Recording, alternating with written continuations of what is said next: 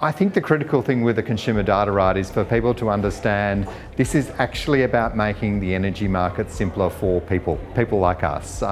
We easily get caught in this big discussion about legal definitions and systems and data, whereas what it's actually about is me being able to understand how I'm using energy in my home, why it's costing more or less than it should, and what choices I can make, whether that's a change of provider, a change of appliance, a change of time of day that I use energy, that will actually drive down costs. Well, data is really about understanding how you currently use energy. So the role of data as we put it into consumers' hands will be about simplifying choices. So in reality, most of us are not going to be analysing that data ourselves. We'll be using apps where the data is getting sucked in from our energy retailer, going into an app or a website that we're using, a digital tool, and then presenting much simpler choices. Whereas at the moment, if you want to compare energy providers, there's an expectation you'll do all of that complex analysis yourself, and it's just impossible. My key insight from the forum today is that for people in the room, there are still lots of questions about the consumer data right. And that probably reflects the fact that we're still making it up as we go. There are lots of questions that are yet to be resolved, but it also reinforces we've got to work through those really, really calmly, because those concerns that people articulated are coming from a genuine place. And if we don't address them in the design of the system, then that will undermine confidence in the system when it's implemented.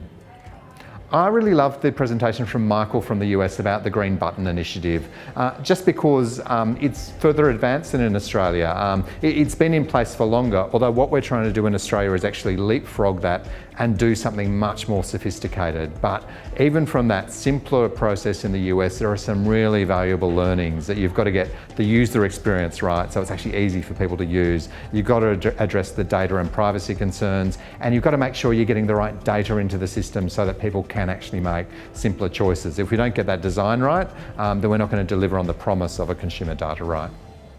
This is a great event because the Foresighting Forum brings together people from such a broad range of backgrounds. You've got people from retailers, from intermediaries, from comparison services, from energy consumer bodies like ECA and other organisations that do energy work, as well as organisations that are just out there helping disadvantaged consumers like the Councils of Social Service. And that's what makes it such a high quality conversation, because you've got a really broad range of perspectives being applied to quite complex problems and issues.